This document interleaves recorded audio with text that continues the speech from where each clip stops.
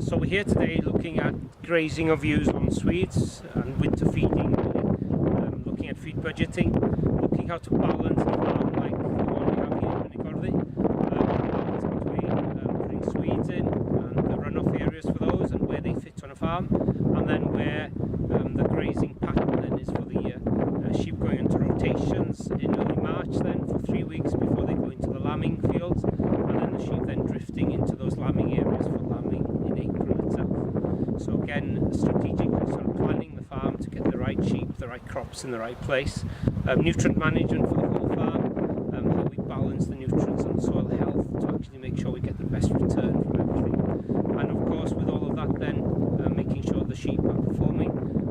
monitoring of condition score, making sure that the leaner ewes are put into the right groups, and just working through that. Part of the feed budgeting, which is to actually work out how much silage